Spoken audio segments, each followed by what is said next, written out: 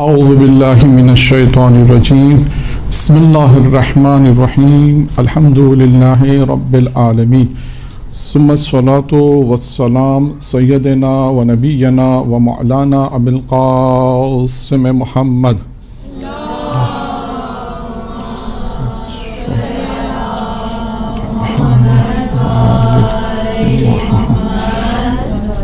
وآل بیتہ الطیبین الطاہرین اما بعد۔ توبہ یعنی انسان کو کمالات تک پہنچانے میں توبہ کا بہت اہم کردار ہے، کیونکہ توبہ دو کام کرتا ہے۔ دو کام کون سے ہیں؟ رفع نقص، رفع یعنی دور، یعنی آپ اس کو آسان اردو میں کہیں کہ آپ کے عیب کو دور کر دیتا ہے۔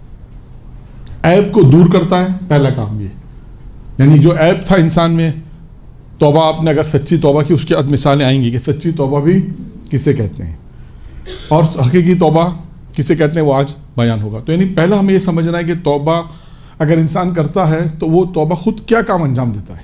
انہوں نے بیان کیا کہ دو کام کرتا ہے، ایک آپ کے عیب کو دور کرتا ہے، جو انسان کے اندر عیب آ جاتا ہے گناہ کی وجہ سے جو عیب آ جاتا ہے اس عیب کو دور کرتا ہے، اور دوسرا آپ کو کمالات کی طرف لے جاتا ہے، تحصیل کمالات، یعنی انسان اس تک کمالات حاصل کرتا ہے جو کمال حاصل کیسے کیا جائے۔ اب اس کی مثالیں آئیں گی آج کہ دیکھیں انسان کیسے کمالات تک پہنچتا ہے۔ لیکن اس سے پہلے اچھا، اب توبہ کے اندر دیکھیں میں نے دو چیزیں بیان کی تھیں، سب توبہ کے اندر دو چیزیں بہت اہم ہیں۔ دو چیزیں کون سی تھیں؟ ہاں، ایک اللہ کے حقوق کی ادائیگی ہے اور ایک انسان کی۔ یہ دو چیزیں بہت اہم ہیں۔ اب آئیے توبہ کی شرائط جو امیر المومنین علی بن ابی طالب علیہ الصلوۃ والسلام کی روایت ہے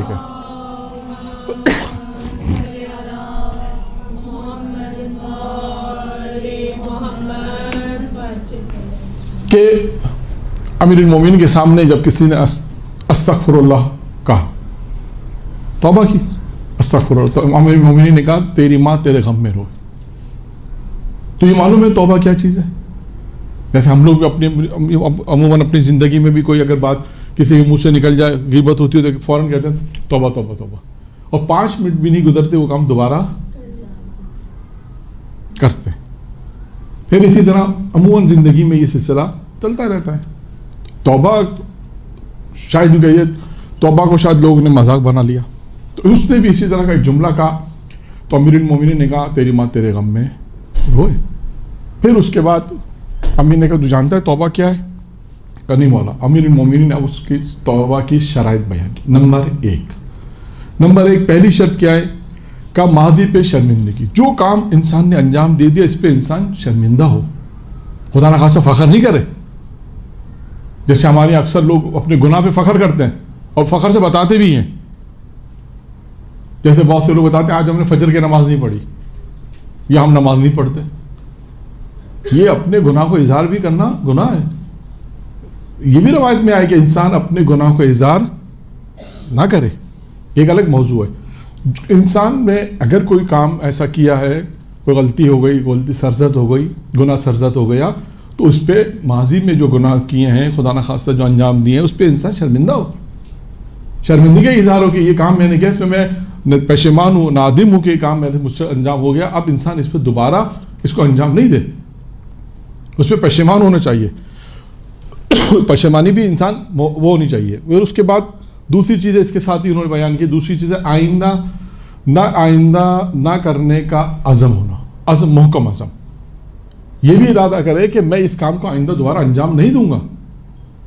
یعنی توبہ کیا ہے؟ پہلا کام ہے جو کام انجام دیا ہے ماضی میں اس پہ شرمندگی، پشیمانی، احساس ہو کہ کام مجھ سے غلط ہوا، احساس کرے اس کام کو کہ ہاں مجھ سے غلطی ہوئی۔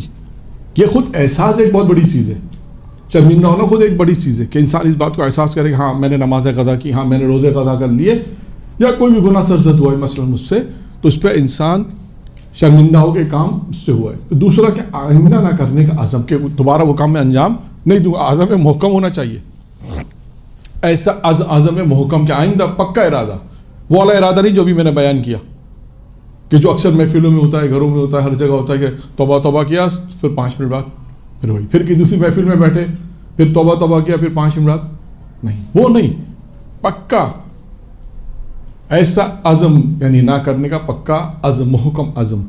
تیسری چیز ہے وہی جو بھی پہلے بیان ہوئی، اس میں بھی آئے گا مخلوقات کے حقوق کا ادا کرنا، وہی حقوق الناس، کہ لوگوں کا مال اگر خدا نخواستہ کسی نے مال لے لیا ہے یا خدا نخواستہ جو بھی ماضی میں کام کیا کسی کا مال لے لیا، حقوق اگر آپ پر کسی کے ہیں تو اس حقوق کو لوگوں کے حقوق کی ادائیگی۔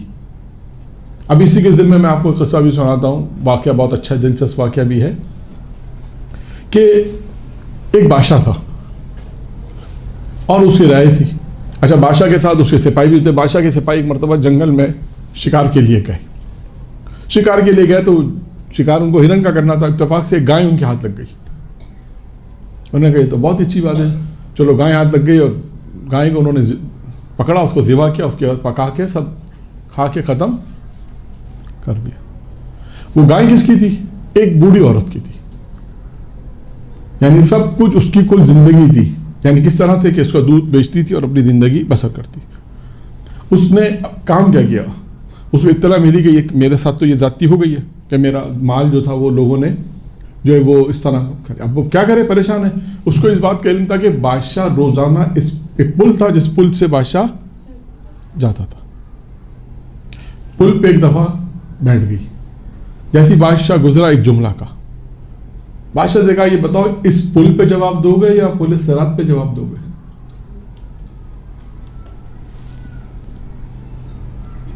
بادشاہ پریشان ہو گیا، کیا مطلب، کیا چاہتی ہو؟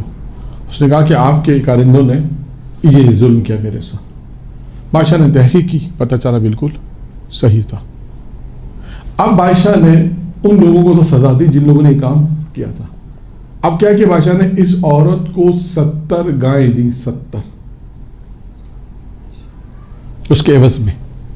ایسا جیسے ہم کہتے ہیں نا کسی کا مال اگر آپ لے لیں خدا نخواستہ تو بعد میں کہتے ہیں کہ آپ اس سے حلال کروا، حلال مطلب آپ یا تو اس سے اجازت لے لیں کہ بھائی مال اگر مجھ سے آپ کا مال 20 سال پہلے 10 سال پہلے میں نے مثال کے طور پر لیا تھا، یا تو آپ مجھے حلال کر دیں جسے ہم لوگ کہتے ہیں، یا آپ مجھ سے اس کے پیسے لے لیں، دو ہی حل ہے نا۔ اور آپ اکثر دیکھیں گے نماز جنازہ جب ہوتی ہے تو وہاں پر ایک اعلان ہوتا ہے، کیا اعلان ہوتا ہے کہ اگر محروم پر کسی کا کوئی حق ہے، قرض ہے، یا تو وہ ان کے وارثین سے جا کے بات کر لے کہ بھائی ان سے ہمارے پیسے نکلتے ہیں یا ان کو دینے، جو بھی حساب کتاب ہے، یا تو ان سے جا کے بات کر لے یا معاف کر دے، دو میں سے ایک چیز ہے۔ اب دیکھیں بادشاہ نے کیا کیا، واقعہ پورا نہیں ہوا، بادشاہ نے 70 گائیں دیں سے، اب یہ خوش ہو گئی۔ اور اس کے بعد اسے یہ پتہ چلا، بڑھیا کو یہ پتہ چلا کہ بادشاہ مر گیا۔ اب کیا ہوا، لیکن یہ ہے کہ حق ادا دینے کا ہوتا کیا ہے، بعض اوقات اس کا بھی نتیجہ ہے۔ بڑھیا آئی بادشاہ کی قبر پر اور کہنے لگی کہ پروردگارہ اس نے میرے ساتھ انصاف کیا، تو بھی اس کے ساتھ انصاف کر، انصاف کر، اور اس نے میرے ساتھ انصاف کیا، تو بھی اس پہ رحم کر، بلکہ خدا انصاف کرے گا تو مشکل ہو جائے گا، یعنی اس پہ تو رحم کریے گا۔ کہتے ہیں مرنے کے بعد کسی نے بادشاہ کو خواب میں دیکھا، بادشاہ خوشحال ہے، تو پوچھا کہ تمہارے حساب کتاب کا کیا ہوا؟ کہا میں پریشان تو تھا لیکن اس بڑھیا کی دعا نے مجھے یہاں تک پہنچا دی، اور اس بڑھیا نے اللہ سے جو میرے لیے رحم طلب کیا، پروردگار عالم نے اس کی دعا کو قبول کیا، جس کی بنا پہ میں آج یہاں پر سکوں۔ تو دیکھیں کسی کا حق اگر خدا نے خاصا کسی نے لے لیا، تلف کر لیا، تو اس کے بعد اس کو دینا ہے، یہ نہیں کہ آمن ٹھیک ہے مسالت ہو گئی، اگر وہ راضی ہو جائے الگ مسئلہ ہے۔ دیکھیں توبہ میں بیسکلی چیزیں آئیں گی، آپ دیکھیے ابھی جو پوائنٹس بیان ہوں گے اس میں سب ایسے توبہ، حقیقی توبہ یہی ہے، وہ توبہ نہیں ہے جو معاشرے میں ہوتی ہے۔ امیر المومنین کی روایت سے امیر المومنین فرما رہا ہے یہ ہے حقیقی توبہ کی شرائط، یہ توبہ ہے۔ نمبر 1 ہے پشیمان، اپنے اس کام کے اوپر انسان نادم ہو، پشیمان ہو کہ مجھ سے سرزد ہوا۔ نمبر 2 کہ آئندہ نہ کرنے کا عزم ہو کہ میں آئندہ اس کام کو انجام نہیں دوں گا، جو ہو گیا سو ہو گیا۔ تیسرا حقوق الناس، لوگوں کے جو حقوق ہیں اسے انسان ادا کرے گا۔ پھر اس کا چوتھا ہے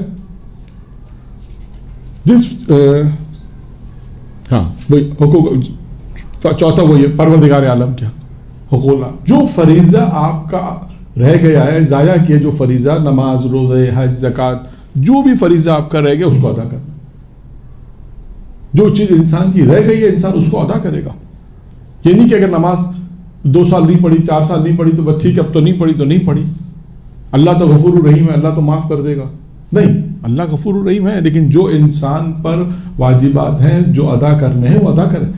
تبھی آپ دیکھیں کہ بعض والدین کا جب انتقال ہوتا ہے, بالخصوص باپ کی جو قضا نماز واجب ہے, آپ دیکھیں اس میں بچے جو ہیں وہ فوراً, باپ اگر نہیں پڑھتا تھا نماز یا بہت سے ایسے مسائل ہوتے ہیں کہ بچے چاہتے ہیں کہ بھائی تو باپ مر گیا ہے تو اس کے لیے جو ہے وہ نمازیں رہ گئی ہیں, روزے رہ گئے ہیں, حج رہ گیا, تو وہ بچے اس کے مال میں سے اس کو ادا کرواتے. یہ بھی اچھا ہے کہ پروردگار عالم نے ایسی اولاد, یعنی انہوں نے اپنی ماں باپ نے ایسی تربیت کی کہ اولاد یہ کام کر رہی ہے. ورنہ کتنے ایسے اور بھی بچے ہیں وہ کہتے ہیں باپ مر گیا ٹھیک ہے اس کے پیسوں سے اپنی زندگی بسر کر رہے ہیں, کہتے ہیں نماز نہیں پڑھی تو ہم کیا کریں, کیوں نماز نہیں پڑھی اس نے, کیوں اس نے حج نہیں کیا. اچھا پوچھتے بھی نہیں ہیں, تحقیق بھی نہیں کرتے کہ بھائی وہ مرنے والا مر گیا, اس کا حج واجب تھا یا نماز واجب تھی, روزے واجب تھے, اس نے زندگی میں نہیں کی, کوئی وجہ تھی, مجبوری تھی جو, تو وہ بھی کتنے ایسے لوگ یہ بھی ملتے ہیں. تبھی کیوں کہا جاتا ہے کہ نیک اولاد, کیوں اتنا روایتوں میں آئے کہ اپنی اولاد کی صحیح تربیت کرو. اولاد صالح صدقہ جاریہ میں جو 7 چیزیں بیان کی گئی ہیں, بعض روایتوں میں آپ کو 3 ملتی ہیں, 4 ملتی ہیں, جن سب روایتوں کو بعض روایتوں کو لوگ جمع کر کے بیان کرتے ہیں تو 7 چیزیں بنتی ہیں. ویسے اور بھی بن سکتی ہیں لیکن 7 میں سے ایک چیز کیا ہے, نیک اولاد کا ہونا. یعنی آپ نے جو اولاد کی تربیت اس طرح کریں کہ مرنے کے بعد وہ ماں باپ کے لیے نیکیوں کے کاموں کا انجام دیں, واجبات میں 2 سے انجام دیں. ورنہ اگر ماں باپ ماشاءاللہ متدین تھے, دیندار تھے, تو اس کے علاوہ قبرستان جاتا رہے, نماز پڑھاتا رہے, ان کے لیے اس سے کام کو انجام دیتا رہے, اس کے لیے پھر بھی نیکیوں کو بھیجتا رہے, تاکہ اس کو اس بات کا یقین ہو جائے کہ ماں باپ میرے تکلیف میں نہیں ہے. یہ تبھی کہا جاتا ہے کہ انسان اپنی اولاد کی تربیت کرے, اس کو نیک اور صالح بنائے, تاکہ مرنے کے بعد یہ. اور بعض وقت واقعات ایسے بھی ملتے ہیں کہ ایک عورت کا انتقال ہوا, اس کا بیٹا قبرستان جاتا تھا اور وہ نیکی سب کے لیے دعا کرتا تھا, تو اس کی ماں نے خواب میں آ کے کہا تمہاری وجہ تم آتے ہو تو یہ ہم جتنی بھی قبرستان میں لوگ ہیں یہ ہمیں کہتے ہیں کہ تمہارا بیٹا آ گیا اور یہ ہم سب کے لیے باعث رحمت ہے. یہ بھی ملتے ہیں واقعہ. تو یہ سب چیزیں خیر بات کہاں نکل جائے گی. نمبر 5واں یا چوتھا ہے, 5واں کیا ہے, جو مال یعنی جو گوشت حرام سے بنا ہے. یعنی کیا مطلب, خدا نخواستہ کسی نے اتنا حرام کھایا ہے کہ انسان کا جو گوشت اور جسم میں جو گوشت ہے, گوشت پوش, وہ حرام سے بنا ہوا ہے. اتنا انسان نے اگر کھایا ہے کہ وہ مال اتنا حرام مال کھا لیا زندگی میں کہ وہ انسان کی ہڈی اور گوشت جو ہے, بالخصوص گوشت کا ذکر ہے کہ وہ اگر حرام سے تولید ہو گیا, حرام کا بن گیا مسئلہ, تو ہم اس کو کیا کرنا ہے. کہتے ہیں کہ امیر فرماتے ہیں کہ انسان اپنے آپ کو اتنا رنج دے, اتنی تکلیف دے کہ وہ گوشت کو بگا لے. یعنی کیسے بگا لے گا, یعنی کہ گوشت کو کاٹ کے بگا لے, ایسے نہیں, یعنی اپنے آپ کو اتنی تکلیف دے گا اور اس بات کو یعنی تکلیف دے اپنے آپ کو اتنی, اور اس کو اس بات کا یقین ہو کہ یہ گوشت پوش جو ہے اب اتنا عرصہ لگے کہ یہ گوشت پوش جو ہے وہ حرام کا دوبارہ بن گیا.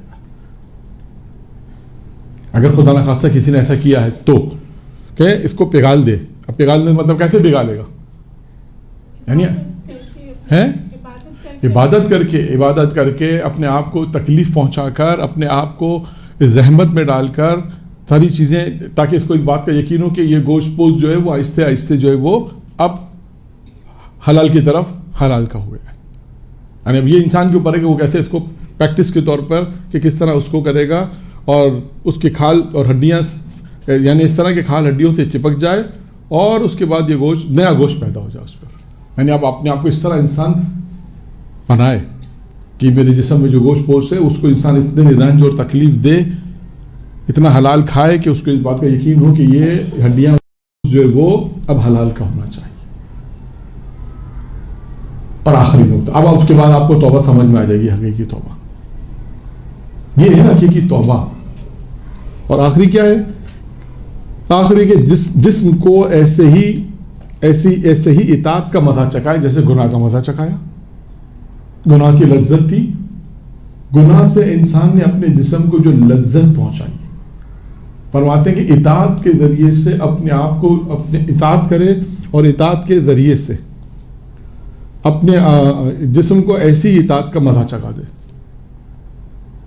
جیسے گناہ کے ذریعے لذت کے ذریعے انسان کو اپنے نفس کو بہت لذت ہوئی، بہت لذت حاصل کی انہوں نے.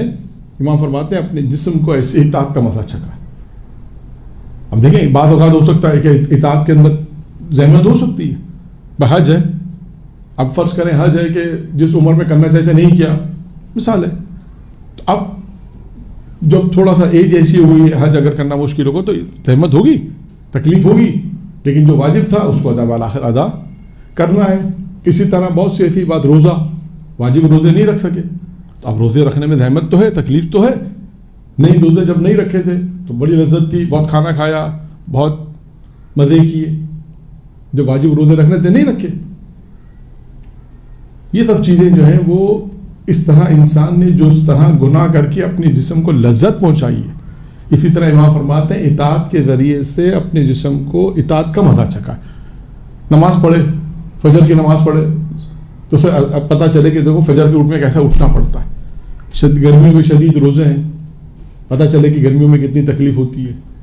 اسی طرح بہت سی عبادت ہے جو جس کا تعلق انسان کی باڈی سے ہے. نماز ہے، روزہ ہے، عبادت ہیں، بہت سی عبادات ہیں جس سے انسان کی جسم کا تعلق ہے. تو اب امام فرماتے ہیں کہ یہ ہے 6 چیزیں میں نے آپ کے سامنے بیان کی. یہ ہے حقیقی توبہ. اب آپ کو دیکھیں توبہ یہ ہے، وہ توبہ نہیں ہے جو میں نے پہلے بھی عرض کیا کہ جو ہم معاشرے میں توبہ کرتے ہیں، نہیں، بلکہ توبہ آپ ان توبہ کے ذریعے سے آپ کو پتہ چلے گا کہ دیکھیں توبہ کسے کہتے ہیں. اب آئیے دو واقعات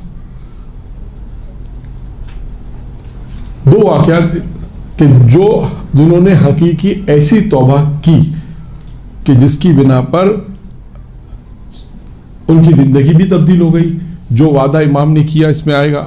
اور اس کے بعد کہ جسے کہتے ہیں نا توبہ. اب فرض کریں یہ 6 چیزیں میں بیان کر دوں آپ کو. کوئی پریکٹیکلی بات اگر بیان نہ کروں تو ایک سوال رہتا ہے کہ مولانا یہ حقیقی توبہ ہوگی کیسے؟ کیونکہ عموماً چاہے میں درس دوں یا مجلس پڑھوں اس میں یہی سوال آتا ہے. جس طرح میں اگر مجلس سنتا ہوں، اگر کوئی مولانا پڑھ لے تو بعض مثال کے طور پہ ایک فرض کریں انہوں نے کہا کہ معرفت خدا ہونی چاہیے. اچھا وہ معرفت خدا بتا رہے ہیں لیکن کوئی مثال اگر نہیں دے رہے کہ مثال سے مراد ہے ہاں یہ معرفت خدا یہ ہے مثال. کیونکہ بہت ساری چیزیں ایسی ہیں کہ ہم ممبر سے چاہے درس میں بیان کریں چاہے مجلس میں بیان کریں، لیکن سوال اپنے مقام پر رہتا ہے. اب جیسے یہ مثال ہے کہ توبہ حقیقی ہے. اچھا ٹھیک ہے مولانا 6 چیزیں ہو گئی، ٹھیک ہے میری. اب کیا اس کی کوئی پریکٹیکل مثال موجود ہے؟ بہت مثالیں، ایک نہیں ہے، کئی مثالیں پریکٹیکلی طور پہ جن لوگوں نے ان چیزوں کو حقیقی طور پر قبول کیا اور عمل کیا. تبھی آپ دیکھیں جو لوگ کمال تک کیسے پہنچے. کتنے ایسے لوگ ہیں جو کمال کی منزل پہ پہنچے ہیں، کمال حاصل کیا ہے، اور ان کو دیکھیے انہوں نے اپنے آپ کو ایسا بنا دیا کہ آپ خود یہ کہتی ہیں کہ ہاں یہ کمال ہے. تو پوچھو کمال آیا کیسے؟ یہ ایک سوال. اور یہ کمال تک پہنچے کیسے؟ تو پتہ یہ چلے گا. آپ دیکھیے گا بیشتر کی بہت سارے لوگوں کی زندگی میں ایسا ہے، بہت سارے لوگ. کچھ لوگوں نے اپنے آپ کو نفس توبہ اس میں شامل حل نہیں ہوگا. بہت سے ایسے بڑے آیت اللہ کی زندگی آپ کو ایسے مل جائے گی کہ جنہوں نے اپنے آپ کو واجبات کی ادائیگی، ابھی آئے گا اگر آج کے درس میں آیا دوسرے سیشن میں، کہ بہت ساری چیزیں ایسی ہیں کہ جو انسان نے انجام دیں اور اس کے بعد ہو سکتا ہے کہ اس میں گناہ نہ ہو، صرف نیکیاں، مستحبات، واجبات کو ادا کرنا، مستحبات کو ادا کرنا، مکروہات کو ترک کرنا، وہ تمام چیزیں بھی انسان کو ہو سکتا ہے کمال تک پہنچا ہے کہ وہ چیزیں انسان کو کمال تک پہنچا. نماز شب ہے، بہت ساری چیزیں ہیں. کبھی انشاءاللہ موقع ملا تو بعض سے آیت اللہ کی زندگی کے انٹرویوز ہیں جو آیت اللہ اپنی زندگی کی، جیسے کوئی 70 سال 80 سال تک پہنچ گئے اللہ نے زندگی تھی، تو لوگوں نے ان سے سوالات کیے. آقا بہانی سے سوال پوچھا مثال کے طور پہ کہ آپ یہاں تک پہنچے تو کیا سبب دیکھا. اب انہوں نے 4 چیزیں اس میں بیان کی. مثلا آقا خونساری سے پوچھا، آیت اللہ خونساری سے پوچھا، سوالات پوچھے، انہوں نے کئی چیزیں بیان کی. اسی طرح بہت سے آیت اللہ سے سوالات پوچھے گئے تو انہوں نے وہ چیزیں بیان کی جس سے انسان, اور ان سے پوچھا کہ انسان آپ ماشاءاللہ کامیاب زندگی آپ نے گزاری, آپ 80 سال کے ہو گئے, 90 سال کے ہو گئے اور یہاں تک پہنچے, اور ماشاءاللہ بہت سی ایسی چیزیں جو لوگ دیکھتے ہوتے, تو پھر وہ اپنی اس زندگی کے تجربات سے چاہتے ہیں کہ آنے والے افراد جو ہیں وہ ان سے استفادہ کریں. جیسے اب بہت سی مدرسہ یہاں پر ہے, اب آپ نے 5 سال پڑھا, 7 سال پڑھا, جتنا بھی کورس ہے, اب آپ کا دوسرا اسٹیپ کیا ہوگا کہ اگر آپ اپنے علاقے میں کوئی مدرسہ قائم کر رہی ہیں تو آپ نے کہا بھی ہم نے تو اس دور میں 7 سال پڑھا, لیکن کم از کم تم لوگ 3 سال تو پڑھو. اب ہم سے پوچھ لو کہ ہم نے 7 سال میں کتنی زحمت کر کے یہاں تک پہنچے, کتابوں کے نام ہم نے حاصل کیے, درس حاصل کیے, کتنی زحمت اٹھا کے, دوپہر میں وہ ٹائم نہیں تھا, مشکلات سے ہم پہنچتے تھے, زحمت اٹھاتے تھے, جا کے وہاں درس حاصل کرتے تھے, مختلف ٹائمنگ میں جاتے تھے. اب اتنی زحمت ہم نے کی, اب آپ ہم سے ہمارے تجربات تو حاصل کر لو. اب انہیں وہ کام, وہ 5 سال, وہ ضروری نہیں وہ 5 سال پڑھے, ہو سکتا ہے کہ آپ 7 سال کا اپنا تجربہ, 5 سال کا تجربہ 1 سال میں شیئر کر لیں, 2 سال کا کوئی کورس رکھ لیں جس پہ وہ, اگر لڑکیاں 2 سال, اب دیکھیں اب جیسے جیسے دور آئے گا میرا خیال ہے کہ اتنا ٹائم نہیں ہوگا. آج کل تو آن لائن سسٹم بھی ہو گیا, کوئی کلاسز آن لائن ہو رہی ہیں, کوئی 1 سال آیا آن لائن میں, اس نے کہا ٹھیک ہے بس جتنا پڑھنا تھا آن لائن, مطلب درس تو خیر چلتے رہتے ہیں, لیکن خیر بات کہیں سے کہیں نکل جائے گی. خلاصہ یہ ہم اپنی گفتگو میں آئے کہ حقیقی توبہ. حقیقی توبہ میں 2 واقعات کا میں نے آپ سے عرض کیا. نمبر 1, ایک واقعہ ہے چھٹے امام جعفر صادق علیہ السلام صلی اللہ علیہ وسلم کے زمانے کا. اللہ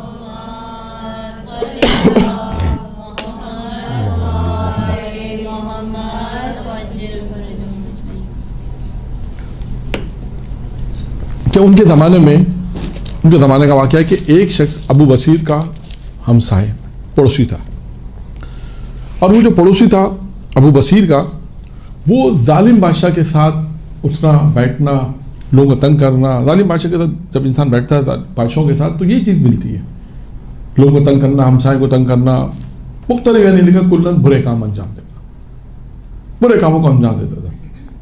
کہتے ہیں کہ اتنے برے کاموں کا انجام دیتا تھا. پھر ایک مرتبہ اس نے ابو بصیر سے کہا کہ تم مدینے جا رہے ہو تو اپنے امام کو کہنا میرے لیے دعا کرے. یہ بھی اس واقعے میں کئی چیزیں آئیں گی, ابھی دیکھیں اسٹیپ بائی اسٹیپ چلتے. کیا کہا اس نے امام سے, کیا کہا اس نے اپنے ابو بصیر سے کہا کہ امام سے کہنا کہ میرے لیے دعا کریں.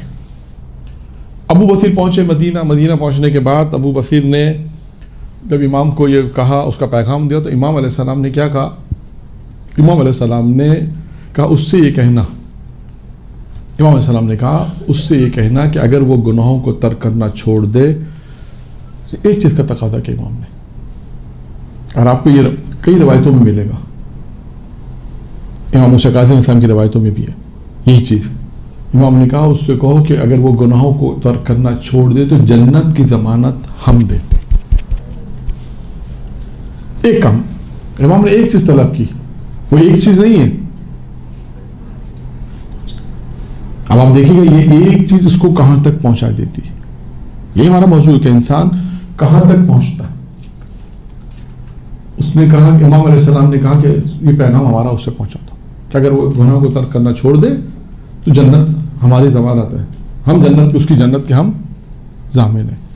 یہ شخص آیا, آنے کے بعد اس نے امام کا پیغام اس تک پہنچا دیا. ابو بصیر نے اس شخص کو امام کا پیغام پہنچا دیا اور کہا کہ بھئی مولا نے یہ کہا ہے. اس نے کہا مولا نے یہی کہا ہے. کہا مولا نے یہی کہا. رونے لگا. رونے کے بعد کہا اچھا ٹھیک ہے. رونے لگا, اور رونے کے بعد اب اس نے اس بات کا تسلیم, جیسے کہتے ہیں اس نے اس بات کا فیصلہ کر لیا کہ امام علیہ السلام نے. پھر یہ شخص ابو بصیر جب دوبارہ اس کے پاس, ابو بصیر کو بلوایا اس نے, اور بلوا کے کہا کہ دیکھو میرے پاس جتنا بھی مال تھا, مال حرام, وہ سب میں نے ہٹا دیا, ختم کر دیا. سب میں نے, جو کچھ بھی تھا, حتیٰ میرے جسم میں جو لباس تھا وہ بھی اگر حرام کا تھا اسے بھی میں نے تبدیل کر دیا. ہر چیز ختم, یعنی جسے کہتے ہیں ٹوٹل, جسے ہم کہتے ہیں سچی توبہ, جسے جو شرائط ابھی آپ نے سنے ایسی.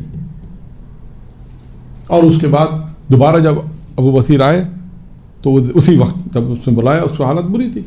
اس کے بعد کہا کہ دیکھو, اور اس کے بعد وہ جو ابو بصیر نے دیکھا کہ یہ بالکل موت کے قریب ہے. یہ بہت جلدی میں آپ کو سنا رہا ہوں یہ واقعہ, موت کے بہت قریب ہے. تو ابو بصیر نے اس سے ایک جملہ کہا, اس نے ابو بصیر سے ایک جملہ کہا تمہارے امام نے جو وعدہ کیا تھا وہ پورا کر دیا.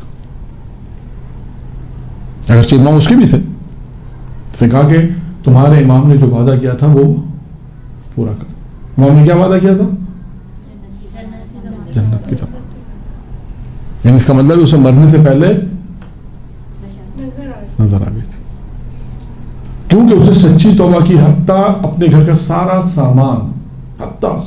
سامان, یہ نہیں کہ اب کیا ہوگا, میں کیا کروں گا, پیسے کہاں سے آئیں گے, نہیں, سچی توبہ یہی تھی. سب کچھ اس نے ختم کرنے کے بعد کہتے ہیں کہ وہ جو پھر اس کے بعد اس نے کہا آپ کے امام نے وعدہ پورا کیا. اب وہ اسے کہتے ہیں کہ جب میں مدینے پہنچا, امام کے پاس گیا, کہتے ہیں میں جیسی کمرے میں داخل ہوا, امام نے ایک مرتبہ مجھ سے کہا کہ ہم نے جو وعدہ کیا تھا وہ پورا کر دیا. اب دیکھیے, اچھا اب یہاں پر ایک سوال میں آپ سے پوچھتا ہوں. یہ واقعہ ہے توبہ میں. واقعہ کس میں؟ کہ لکھا گیا توبہ کی جو فہرست بیان کی جاتی ہے یا توبہ کے جو واقعات اس میں یہ واقعہ ہے. لیکن یہ واقعہ, اس واقعے میں ایک اور اہم نقطہ بھی ہے. وہ کیا ہے؟ نہیں تو کمال تک تو پہنچا, اس سے پہلے کیا چیز, یعنی کمال تک تو توبہ کے بعد پہنچا نا. یعنی امام نے جو, یعنی اس نے بھی جو امام نے کہا کہ تم ترک گناہ کرو, ہاں کیا چیز تھی جو لے گا نقطہ, یہی وہی پوچھ رہا ہوں. مولا کی بات اس کے دل پہ اتنی اثر کری کہ ہاں وہ ٹھیک, ہاں توفیق کا ملنا, یہ یعنی یہ, اور اسے دیکھیں اس کو اور اچھا کریں کہ بالآخر وہ محبت اہل بیت تھی اس کے پاس. ہاں مولا کی بات اس کے دل پہ تو اثر کی, لیکن اس نے کہا جا کے اپنے مولا سے میرا سلام کہنا, یعنی اس کا مطلب ہے وہ, ہاں تو کہنے کا مقصد ہے کہ یہ محبت اہل بیت ہے, واجب ہے, ضروری نہیں. اس کو اردو میں ضروری کہتے ہیں, ویسے ہم لوگ واجب کہتے ہیں. بغیر اس کے عبادت نہیں ہے, بغیر اس کے روزہ نہیں قبول نہیں ہے, اس کے بغیر کوئی کچھ بھی نہیں ہے ولایت اہل بیت کے بغیر. لیکن کہنے کا مقصد یہ کہ یہ ولایت ایک ایسی چیز ہے کہ جو دیکھیں بہت سی جگہ پہ انسان کہیں نہ کہیں کلک کرتی ہے. ہم آپ کے اسلام میں آج یہ کہہ سکتے ہیں کون سی چیز تھی جو اثر کر گئی اتنے گناہ کرنے کے بعد, محبت اہل بیت تھی. اس نے امام کو سلام بھیجا, امام نے کہا ترک گناہ چھوڑ دو تو ہماری ضمانت ہے. یہ بات اس کے دل پر اثر کی اور اس کے بعد اس نے یہ کام کیا. تو میں یہ کہنا چاہ رہا تھا یہ واقعے میں تھوڑی وسعت اور بھی ہے کہ کہیں بھی علی کا چاہنے والا, اہل بیت کا چاہنے والا ہوگا تو بالآخر کہیں نہ کہیں اس کی ہدایت ہو جائے گی. یہ اچھا, اب یہ ہے توبہ کی. دیکھا آپ نے کہ جو ہم نے اوپر نکات بیان کیے اس پہ پریکٹیکلی طور پہ عمل ہونا ہے. ہر چیز پریکٹیکلی جب تک عمل نہیں ہوگا, آپ جتنے بھی بہت سے, بشر حافی کا واقعہ آپ بہت مشہور ہے, امام موسیٰ کاظم کے زمانے کا تھا, آپ نے کئی دفعہ سنا ہو. آپ دیکھیں ایک جملے نے ان کی زندگی کو تبدیل کیا. ایک جملے نے, گانا سن رہا تھا اور اس کے بعد اس کے گھر میں سے گانے کی آواز آ رہی تھی. امام موسیٰ کاظم علیہ السلام باہر سے گزر رہے تھے. امام علیہ السلام نے کیا اس کی کنیز سے یہ پوچھا کہ تیرا آقا آزاد ہے یا غلام ہے؟ تو اس نے کہا کہ کیوں کر آقا ہو, کیوں کر غلام ہو, وہ تو آزاد ہے. تو امام موسیٰ کاظم نے کیا کہا, واقعی آزاد ہے. ایک جملہ کا, اور ایک جملے نے اس کی پوری زندگی تبدیل کر دی. اور وہ پھر کہتے ہیں زہد میں بہت زیادہ عابد گزاروں میں اس کا نام آج بھی تاریخ میں جب بھی توبہ کے واقعات نقل ہوتے ہیں آپ دیکھیں آپ کو اس کا نام. اس کا مطلب ہے کہ وہ ننگے پیر کہتا, ہاں ننگے پیر, وہ کیونکہ جب اس کی کنیز نے جا کر کہا, جب کنیز کو تھوڑی دیر ہو گئی آنے میں, تو اس نے پوچھا کہ اتنی دیر سے کیوں آئی ہو؟ تو اس نے کہا کہ ایک شخص یہاں سے گزر رہا تھا, اس نے مجھ سے پوچھا کہ تمہارا جو بادشاہ جو تمہارا جو مالک ہے وہ آزاد ہے یا غلام ہے؟ تو میں نے کہا کہ کیوں کر وہ غلام ہو, تو آزاد ہے. تو اس نے جواب میں یہ کہا کہ ہاں وہ بالکل ہی آزاد. اس ایک جملے سے میں سمجھ گیا کہ کون تھا وہ. اسی کہتے ہیں ننگے پیر فوراً پہنچا امام موسیٰ کاظم کی خدمت میں اور معافی طلب, اور اس کے بعد اس نے تمام چیزوں کو چھوڑ دیا. تو آج آپ دیکھیں کہ جہاں بھی توبہ کے واقعات نقل ہوں گے تقریباً بیشتر کتابوں میں اس کا نام ہوگا. تو اس کا مطلب ہے توبہ اس کو کہاں پر لے جا رہی ہے؟ کمالات کی طرف. یعنی اس کا نام ایسے لوگوں میں آ رہا ہے کہ جہاں لوگوں نے کمال حاصل کیا. کیونکہ یہ بھی کمال ہے کہ انسان توبہ کرنے کے بعد، سچی توبہ کرنے کے بعد پھر عبادت کی ان لوگوں نے، صرف توبہ نہیں کی بلکہ اتنا پروردگار کی عبادت کی، ساری چیزیں وہ سچی توبہ کی جو حقائق، جو پوائنٹس آپ کے سامنے بیان کیے، وہ اس طرح انہوں نے انجام دیا. اس کو انجام دینے کے بعد پھر وہ اپنی زندگی. اب دوسرا واقعہ کیا ہے؟ دوسرا واقعہ بھی اسی طرح ہی ہے کہ ایک شخص یہ بیان کرتا ہے کہ ہم لوگ چند دوست تھے، وہ گاڑی میں سفر کر رہے تھے. اس میں ایک وائز بھی تھا جو تقریر وغیرہ کرتا ہے، وائز بھی تھا تقریر کرنا. تو کہتا ہے کہ اس نے ڈرائیور کے ساتھ تھوڑی سی بات چیت کی، ڈرائیور کو تھوڑا ایسی بات کی کہ غصہ آنے لگا، لیکن ڈرائیور کو غصہ نہیں آیا.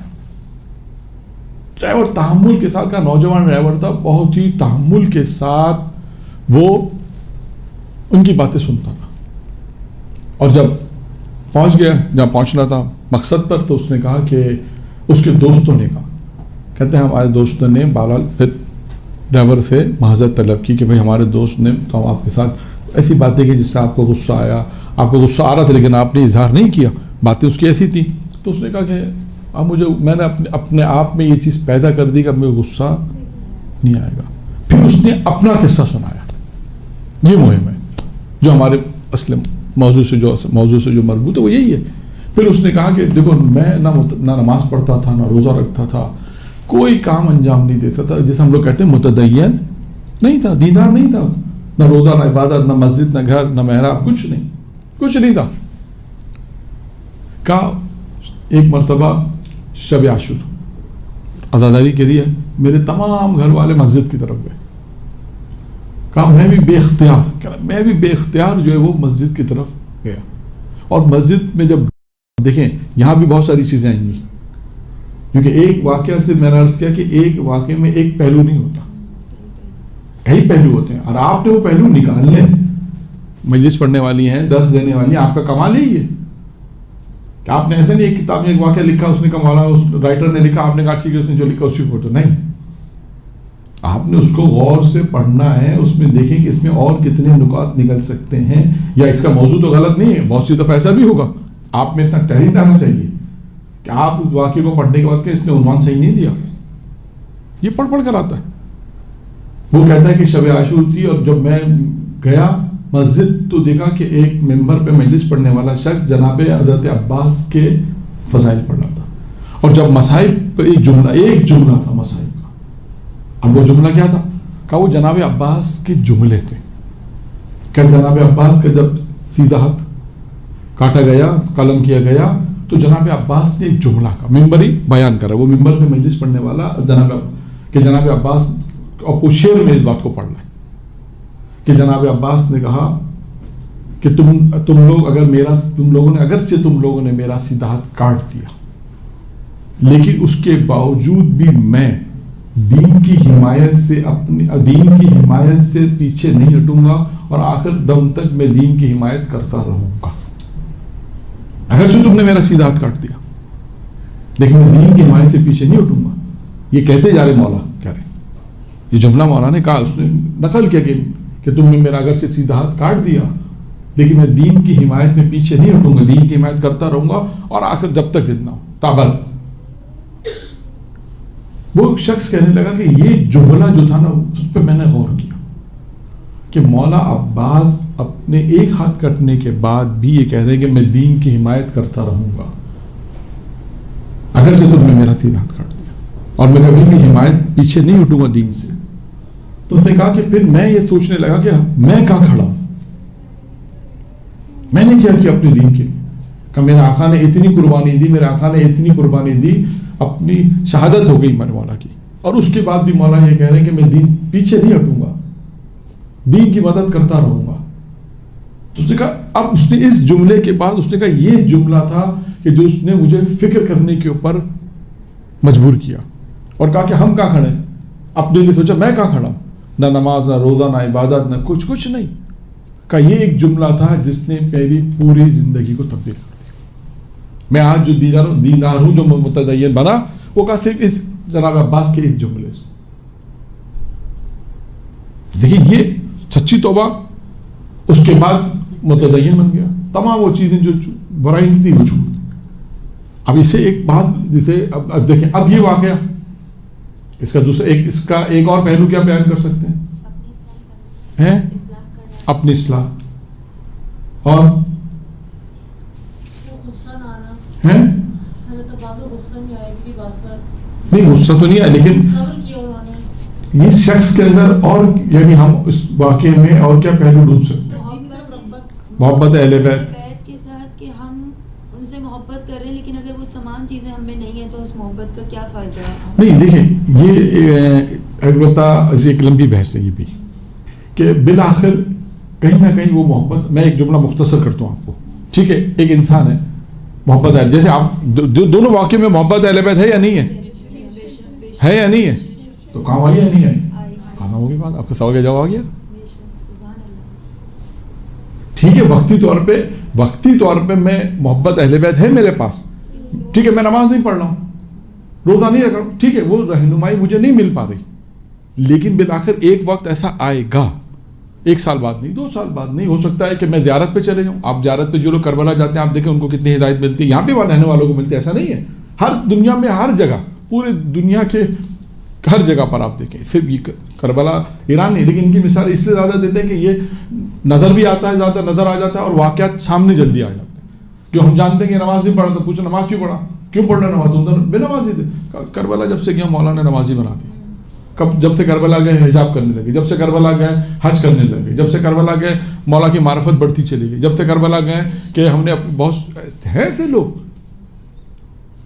तो आपका जो सवाल है कि नहीं, मोहब्बत अहले बैत काम आती है, टाइम लगेगा, इसलिए कि उसकी तरबियत ऐसी नहीं हुई। उसकी तरबियत ये हुई कि बचपन से मोहब्बत ठीक है, मजलिस में जा रहे हैं, ठीक है, हो सकता है कि उसकी तरबियत में ऐसी कोताही कुछ हो गई जिसकी बिना पे उसको ये मारिफत नहीं हुई वाजिबात की तरफ, लेकिन दोस्तों की वजह से मजलिस में एक इसमें अहम नुक्ता जो है वो ये कि मजलिस में जाने का फ़ायदा,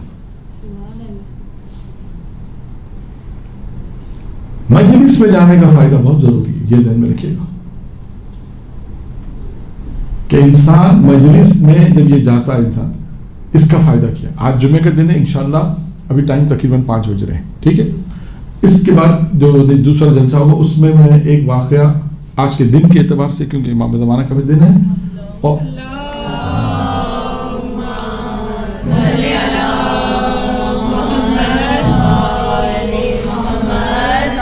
और जिक्र आ गया मजलिस का फ़ायदा, तो एक वाक़या आपको बयान कर दूंगा कि देखिए वो मजलिस में जाने का फ़ायदा क्या है।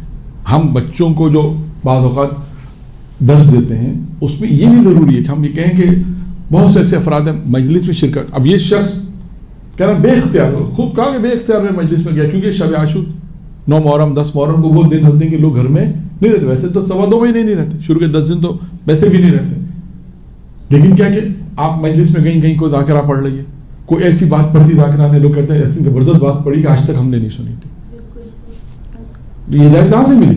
मजलिस में। अब वो जो मोहब्बत थी, अच्छा वो कौन सी ताकत आपको लगी मजलिस में? जवाब आ गया आपका, दूसरा जवाब आ गया। तो मोहब्बत अहले बैत जो है वो बिलाखिर इंसान के काम आती है, ऐसा नहीं कि काम नहीं आती, नहीं। मैंने अर्ज किया बहुत से लोग होते हैं जिनकी तरबियत ऐसी होती है कि शुरू से ही उनके साथ वाजिबात की तालीमात है, मोहब्बत अहले बैत भी है और दूसरी, लेकिन बाज़ लोग होते हैं, बहुत से ऐसे लोग भी हैं। तो ये सब चीज़ें, और फिर मौला जब देखते हैं कि हमसे इतनी मोहब्बत कर रहा है, सब कुछ कर रहा है, तो फिर मौला उसके रुख भी मौला मोड़ देते हैं। कितने वाक़यात ऐसे कि जहाँ उसकी ऐसी हिदायत की कि कहाँ से, अब ये शख्स जनाब अब्बास से जनाब अब्बास की एक जुमला सुना, अब देखें कहाँ से उसकी ज़िंदगी तब्दील हो गई, पूरी ज़िंदगी उसकी तब्दील हो गई।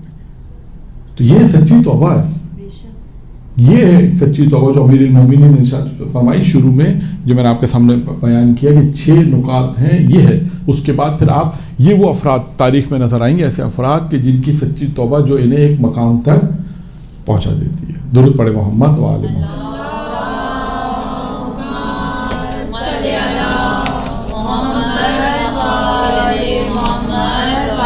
हमारी गुफ्तगू चल रही है कि इंसान कमाल को कैसे हासिल करें, और कमाल में जो अहम चीज़ थी वो तौबा, कि तौबा इंसान को तहसील कमालात तक پہنچاتا ہے، ایک سبب ہے، ایک راستہ ہے توبہ کے، انسان توبہ کے ذریعے سے وہ کمالات کو حاصل کرتا ہے۔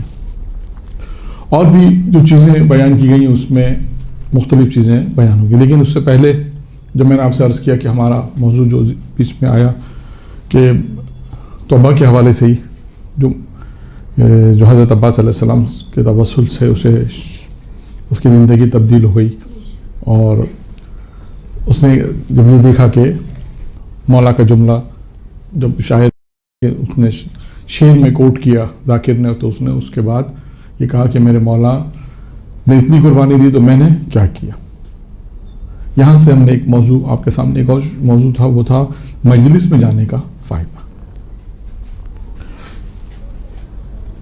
یہ واقعہ بھی انہی کتابوں میں ملتا ہے کہ جس میں یہ بیان کیا گیا کہ ایک شخص تھا جو ڈرائیور تھا، اور جو مشہد سے تہران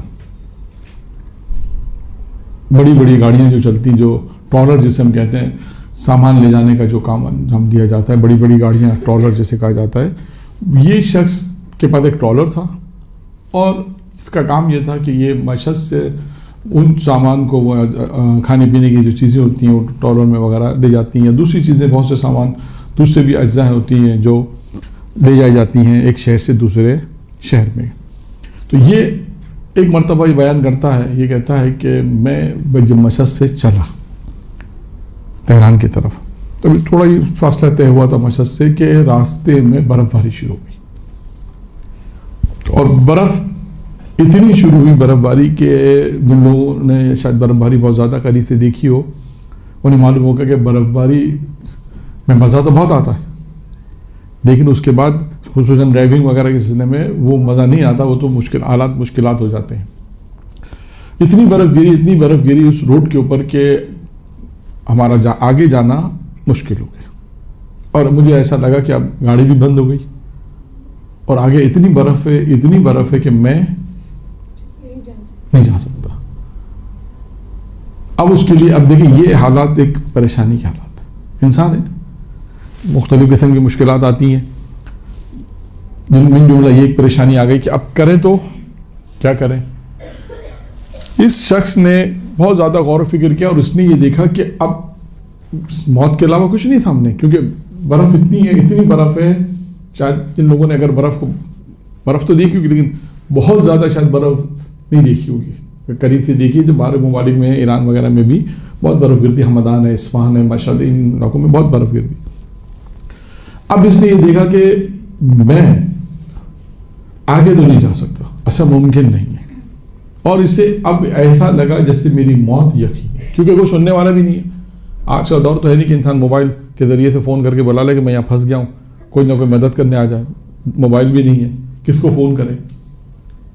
اب یہ سب چیزیں ہوتی ہیں کہ انسان یہاں پر جب اس مرحلے پر آتا ہے تو انسان اپنے وقت کے امام کو پکارتا ہے، ویسے تو اہل بیت کو پکارتا ہی ہے۔ اب اس شخص نے کیا کہا، جو میں اصل موضوع جو میں نے بیان کرنا چاہ رہا تھا، اس شخص کے ذہن میں خیال آیا، اس نے کہا کہ میں 5 سال پہلے ایک مجلس میں گیا تھا، مجلس میں تو سب جاتا ہے، چاہنے والے سبھی جاتے، یہ متدین نہیں ہے، یہ ذہن میرا ہے، یہ نماز روزے والا آدمی نہیں ہے، ڈرائیور طبقہ ہے۔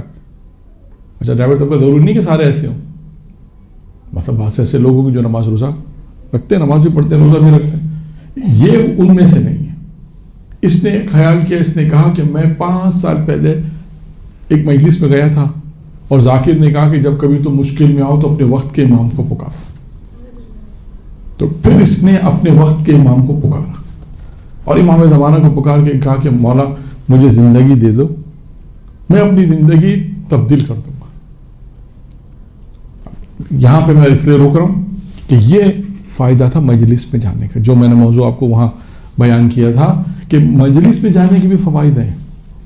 حبیب نے مظاہر کو کسی نے خواب میں دیکھا تو پوچھا اگر دنیا میں اللہ تمہیں دنیا میں بھیجے زندگی دے تو کیا کام انجام؟ تو کہا کہ میں مجلس حسین میں شریک ہونا چاہتا ہوں۔ آپ دیکھیں کتنا ثواب بھی ہے، ہدایت کا اہم ترین مرکز ہے توسل اہل بیت، دعا، قرآن، ہر چیز آپ کو مجلس، ثواب بھی، عزاداری بھی، ہدایت بھی، سب چیزیں آپ کو وہاں سے ملی. یاد معصوم، یاد خدا، یاد پیغمبر، کتنی چیزیں جو انسان کے لیے مجلس میں جب انسان آتا ہے تو انسان کے لیے راہیں کھلتی ہیں، سبب کھلتے ہیں، اور مختلف چیزیں انسان کو ترقی کی طرف خود، یعنی مجلس یوں سمجھیے مجلس وہ منبع ہے، وہ جگہ ہے جہاں سے انسان ترقی حاصل کرتا ہے. ذکر بھی انسان کو اوپر لے جاتا ہے، خلوص کے ساتھ ذکر ہو، اہل بیت کا ذکر خلوص کے ساتھ ہو تو اہل بیت علیہ السلام اسے اس مقام تک پہنچا دیتے ہیں. اب اس شخص نے کیا کہا کہ میں 5 سال پہلے ایک مجلس میں گیا تھا اور ذاکر نے کہا جب وہ بھی مشکل میں آؤ تو اپنے وقت کے امام کو پکارو. تو اس نے اس وقت اپنے وقت کے امام کو پکارا، امام زمانہ کو پکار کے کہا مولا مجھے اس مشکل سے نکال دو، میری زندگی بچ گیا تو میں اپنی زندگی تبدیل کر دوں گا، میں نمازی نہیں ہوں، نماز پڑھوں گا، میں روزے رکھوں گا، اور بیوی حجاب نہیں کرتی بیوی کو بھی حجاب کراؤں گا، تمام دین پہ متدین بن جاؤں گا. یہ کہتا ہے کہ جیسی میں نے یہ بات اپنے دل میں ارادہ کیا، یہ سب چیزیں اپنے وقت کے امام سے میں ابھی وعدے کر رہا تھا کہ میں نے دیکھا کہ ایک شخص آیا، ایک شخص آ کے کہتا ہے کہ سیلف مارو، گاڑی سٹارٹ کرو. اس نے کہا گاڑی سٹارٹ ہی نہیں ہو رہی. کہا تم سٹارٹ تو کرو. میں نے کہا سٹارٹ نہیں ہو رہی گاڑی، میں تو سٹارٹ کر کے تھک گیا ہوں. کہا نہیں ٹرائی کرنے میں کیا جاتا ہے. کہا جیسے ہی انہوں نے کہا میں نے سٹارٹ کی، سٹارٹ ہو گئی گاڑی. اور کہا کہ یہ راستہ سیدھا راستہ جاتا ہے تہران کی طرف. دیکھا راستہ بالکل صاف ہے، کہیں سیدھا راستہ جاتا ہے تہران کی طرف. اور ایک جملہ کہا کہ جو وعدہ تم نے اپنے امام سے کیا ہے اسے بھولنا نہیں. بس یہ جملہ کہا اور کہا میں گاڑی لے کے جیسے چلا ہوں، تھوڑے راستے پہ گیا تو پھر مجھے احساس ہوا کہ یہاں تو برف تھی، یہاں تو کچھ بھی نظر نہیں آ رہا، برف کہاں چلی گئی. اور پھر اپنے آپ میں تفکر کرنا، آنے والے نے کہا سٹارٹ کرو، کہا گاڑی سٹارٹ ہی نہیں ہو رہی تھی. میں نے اتنی کوشش کی اس وقت سٹارٹ نہیں ہو رہی تھی. تو اس نے کہا کہ سٹارٹ کرو، تو سٹارٹ بھی فوراً ہو گئی. کہا اس نے کہا کہ یہ راستہ سیدھا جاتا ہے تہران کی طرف. پھر اس کو خیال آیا، اس نے کہا جب تم نے اپنے وقت کے امام سے جو وعدہ کیا اسے پورا کرو. تو کہا اب سمجھ میں آنے والا شخص وہ وقت کا امام.